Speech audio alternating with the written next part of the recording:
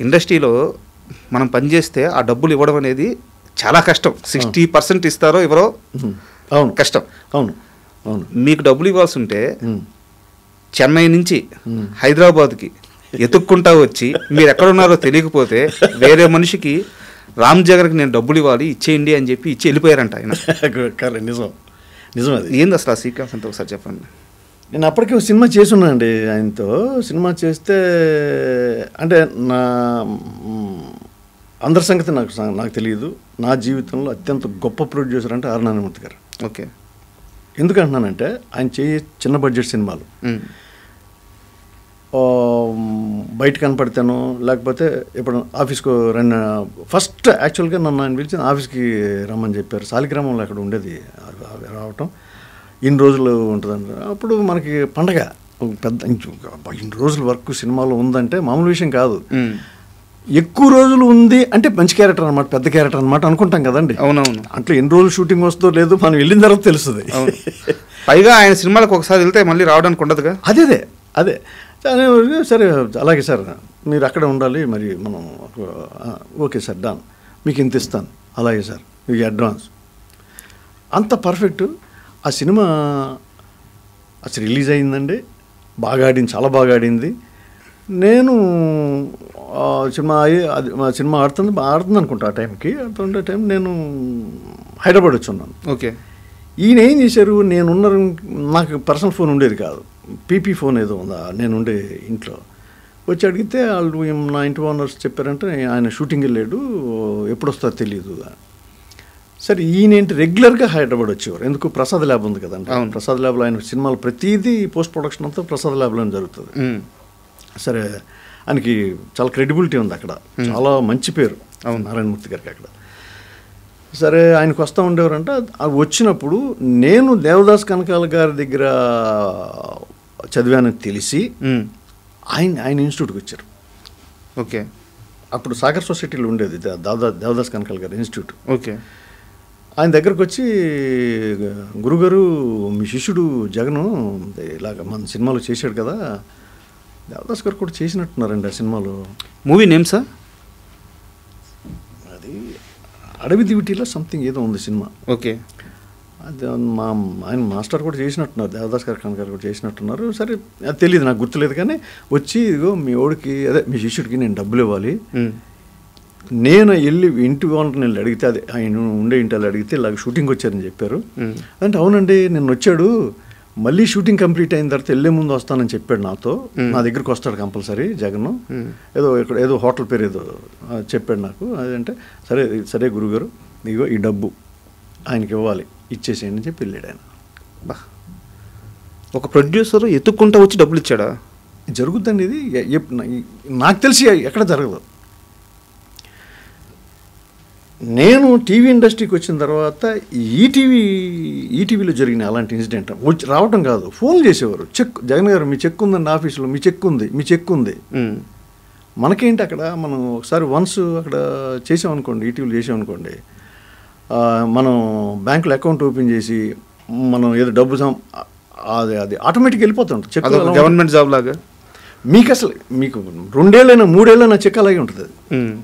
అది ఎక్స్పైర్ అయిపోతే నేను చెప్పలేను, కానీ మేనేజర్ అలా ఫోన్ చేసేవాళ్ళండి, అంత credibility. So as it is ఈయన వచ్చి రావటం నా జీవితంలో మళ్ళీ ఎప్పుడు అలాంటి ఇన్సిడెంట్ జరగల. ఆర్ నారాయణమూర్తి గారు అందుకన్నాను అంత గొప్ప ప్రొడ్యూసర్. సార్ మీ జీవితంలో కాదు, ఇండస్ట్రీలోనే జరిగి ఉండదు. తర్వాత కూడా నేను 2 సినిమాలు చేసిన తర్వాత సేమ్ వచ్చి ఇవ్వటం కాదు, ఇచ్చేసేవారు, ముందు ఇచ్చేవారు. మీ నంబర్ ఒక సినిమాకి అయితే నేను మన సాయి తమ్ముడు రవిశంకర్ ఉన్నాడు, మమ్మాలి రవిశంకర్, తను విలను, నేనేదో హీరో ఫ్రెండ్, దాంట్లో ఏదో హీరో ఫ్రెండా విలన్ ఫ్రెండ్ గుర్తు రావట్లేదు. మేమిద్దరం ఒక రూమ్ అనమాట. చాలా దాదాపు 1 month అలా 2 సినిమాలకి అలాగే జరిగింది. ఆయన మధ్యలో వచ్చి ఖర్చులకి ఏమైనా కావాలని మళ్ళీ డబ్బులు ఇచ్చేవారు ఆయన, నారాయణమూర్తి గారు. మన సేమ్ హోటల్ ఉండేవారు ఆయన, పక్క రూములు. మధ్యలో వచ్చి మేము బాసు మీరు సినిమాలకి షికార్లకి వెళ్తూ ఉంటారు కదా అని చెప్పి మళ్ళీ ఆయన డబ్బులు ఇచ్చి వెళ్ళేవారు ఆయన. అందుకన్నా ఆయన చాలా గొప్ప, వెరీ మచ్ ప్రిన్సిపల్డ్ అండి. అంత గొప్ప మనిషి సార్. చాలా చాలా చాలా అది కదా, అలా ఉండాలి కదా. అలా ఉంటే ఎలా ఉంటుందండి అందరూ. అద్భుతంగా ఉంటుంది. సమాజం అద్భుతంగా ఉంటుంది. ఎగ్జాక్ట్లీ. నేను ఎందుకు గొప్పవాడు అంటున్నా అంటే అండి, ఆయన చేసి చిన్న బడ్జెట్ సినిమాలండి. ఆయన ఫ్రెండ్స్ ఉంటారు, 2-3. ఈయన డబ్బులతో పాటు, ఈయన పెట్టే డబ్బులతో పాటు ఇంకోళ్ళు 2-3 ఆయన వెల్వేష్. అందుకే స్నేహ చిత్ర అనే బ్యానర్ ఆయన చెప్తారు క్లియర్గా, నా ఫ్రెండ్స్ ఉన్నారు సో బస్సు మన ఫ్రెండ్స్ ఉన్నారు, మనం అంటే ఇష్టం, మనం అడుక్కునే డబ్బులు ఇస్తారు అని చెప్పేవారు ఆయన. అంత గొప్ప మనిషి, గొప్ప ప్రొడ్యూసర్ కూడా. ఊరికి మనగాడు సినిమా గుర్తుందా? ఎందుకు గుర్తులేదు? శ్రీకాంత్ గారు హీరో కదా. సినిమాగానే గుర్తుందా? ఇంకేమన్నా ఉప్పలపాటి నారాయణరావు గారు డైరెక్టరు. సినిమాగానే గుర్తుందా? ఇంకేమన్నా గుర్తుందా? దాంట్లో ఇన్సిడెంట్ కూడా గుర్తున్నాడు. ఎందుకు లేవు? నేను చచ్చిపోవాల్సింది శ్రీకాంత్ గారు రక్షించాడు. అప్పుడు జుట్టు ఉండేది.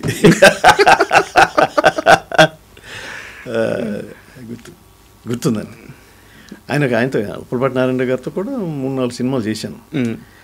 ఈయన మరి ఇక్కడ జూబ్లీ హిల్స్ ఎమ్మెల్యే చనిపోయారు చూసారా, మాగంటి గోపీనాథ్, ఆయన ప్రొడ్యూసర్గా కూడా ఆయన సినిమా చేశారు. అది పాత బస్తీ అనుకుంటా అండి, ఉప్పలపాటి నారాయణ గారు చేశారు. ఓకే. నాగార్జున గారితో సినిమా చేశారు ఆయన. ఇది రక్షణ అనుకుంటా, రక్షణ ఏదో ఒక సినిమా, మంచి సినిమా అండి అది. ఓకే, బాగుంటుంది. అవును, రక్షణనే. ఉప్పలపాటి నారాయణ గారు ఫస్ట్ సినిమా అనుకుంటా. ఇంకా ఆయన గురించి చెప్పాలంటే మహర్షి సినిమాకి ఆయన associate director, co director. Okay. ఎవరు? ఉప్పలపాటి నారాయణరావు గారు. అవును. ఆయన తీసిన ఒక సినిమానేనా రక్షణ? ఒకటేనా? లేదు, నేను చెప్తున్నా కదా, పాత బస్తీ. ఇప్పుడు పాత బస్తీ, దాని తర్వాత మన ఊరికి మనగాడు ఆయన డైరెక్టరు. ఊరికి మనగాడు, పాత బస్తీ ఆయన డైరెక్టరు. ఇంకా 2-3 ఉన్నాయండి, ఇంకా ఎక్కువ ఉన్నాయి, నాకు గుర్తులేదు. కానీ ఆయన ఒక నాకు మంచి వర్క్ ఇచ్చారు, నాకు మంచి వేషాలు ఇచ్చారు. ఇండస్ట్రీలో చాలా మంది చెప్పారంట, శ్రీకాంత్ నా ప్రాణాలు కాపాడాడు, శ్రీకాంత్ నా ప్రాణాలు కాపాడారని. అంతే కదండి, అంతే కదా, డెఫినెట్గా. మరి అంతకంటే గొప్ప విషయం ఏంటి? ఇప్పుడు శ్రీకాంత్ కనుక ఆ రోజు లేకపోతే నేను ఎప్పుడో మర్చిపోయేవారు, మా ఇంట్లోనే మర్చిపోయేవాళ్ళేమో. ఫోటోకి దండేసేవాళ్ళు అప్పుడే. అంటే అక్కడ గజేతగాళ్ళు ఉన్నారు, వాళ్ళకంటే ముందు దూకేశాడా? గజేతగాళ్ళు ఎవరు లేరు. మేము సరదాగా రోజు మార్నింగ్ ఆయన సపరేట్ రూమ్ అదంతా ఉంటుంది కదా. అవును. యాక్చువల్గా అక్కడ కోళ్ళ అనే ఊరిలో షూటింగ్, పెద్ద ఇల్లు ఉండేవి సపరేట్గా. మరి ఆయనకి అటాచ్డ్ బాత్రూమ్, ఇల్లు చాలా కంఫర్టబుల్ అంతా ఉండేది. డిఫరెంట్ ఇళ్లలో ఉండేవాళ్ళం అనమాట. సరదాగా ఏంటంటే ఒడ్డున పడవలు ఉండేవి, ఆ పడవల్లో ఎక్కి ఎదురుగుండా ఒక దెబ్బ లాంటిది ఏది కనపడేది, ఇసుక దెబ్బలా ఉండేవి. అక్కడికి వెళ్ళి స్నానం చేద్దాం ఏదంటే అక్కడ లోకల్ ఎవరు ఉంటారు కదా, బాగుంది సార్ అక్కడ, అది పెద్ద దెబ్బ, సరదాగా ఎంజాయ్ చేయొచ్చు అది ఇదని. అలా ఒక రోజున వెళ్తా ఉంటే ఆయన దూకాడు. ఆయన దూకితే ఇక్కడికి వచ్చింది. ఓకే. ఎక్కడికి వచ్చింది, మనం ఎందుకు దూకకూడదని చెప్పి ఇక్కడికే వచ్చింది కదా అని చెప్పి నేను దూకేశాను. నాకు ఆయన దూకటంతో కాన్ఫిడెన్స్ వచ్చింది, దూకాను. శ్రీకాంత్ ఎక్స్ట్రాడినరీ స్విమ్మర్, అద్భుతంగా స్విమ్మింగ్ చేస్తాడు ఆయన. సరే నేను ఇక్కడ వరకే వచ్చింది కదా అని దూకి నేను ఇట్లా అనేసరికి కింద నేల తగలట్లా, అక్కడ వరకే ఎత్తుంది. అక్కడ వరకు ఎత్తుందండి. 4 అడుగులు వేసిన తర్వాత ఎత్తులేదు. మన స్విమ్మింగ్ ఏంటంటే కింద నేల తగలాలి, అప్పుడు అద్భుతంగా స్విమ్మింగ్ చేస్తాం. ఆ నేల తగలట్లేదు చూసారు, అప్పుడు తెలిసింది మన స్విమ్మింగ్ రాదు కదా అని. మనం ఏంటి అప్పుడు దాకా ఏంటి చెరువుల్లోనూ కాలువల్లోనూ నుంచి కొడతా ఉంటే దడ కొడతా ఉంటే నీళ్ళన్నీ బయటకు చింది, అది మన స్విమ్మింగ్. సరే డెప్త్ దొరకలా. ఇక అయిన తర్వాత యాక్చువల్గా ప్యానిక్ అయిపోయాను నిజంగా చెప్పాలంటే. వెళ్ళిపోతున్నాను కింద అంతే కదా అని ఇళ్ళ పైకి వస్తా ఉంటే ఆయన దూరంలో ఎట్లా 2 ఐ మీన్ జస్ట్ మినిట్ నా దగ్గరికి వచ్చి పట్టుకుని షర్ట్ అది పట్టుకుని తీసుకొచ్చి మళ్ళీ పడవని పట్టించాడనమాట. పడవ దగ్గర తీసుకొస్తే అప్పుడు నేను 2 చేతులు పట్టుకున్నాను పడవని. లేకపోతే ఫినిష్. మీకు అర్థమైంది ఆ మూమెంట్లో? 100%, 200%. శ్రీకాంత్ లేకపోతే నేను 200% చచ్చిపోయి ఉన్నాను, ఛాన్సే లేదు అసలు. అంటే ఇప్పుడు ఒక 10-15 సెకండ్స్ లేట్ అయినా కానీ నేను కిందకి వెళ్ళిపోతాను కదండి. అంతే కదా, అంతే. తగలట్లేదు నాకు అసలు ఆ డెప్త్. ఇప్పుడు మనకంటే ఇప్పుడు ఈ హైట్లో నీళ్ళు ఉన్నాయనుకోండి, కింద ఉన్నా కానీ మనం కింద తన్ని పైకి రావచ్చు. అసలు ఏం లేదు, అసలు లేదు. అసలు మీకు ఎంత డెప్త్ ఉందో కూడా తెలియదు. అది 200 ఫీటో 300 ఫీటో కూడా మనకు తెలియదు కదా, తెలుస్తుంది అది. ఐ స్కేర్డ్ నిజంగా భయంకరంగా భయపడ్డాను.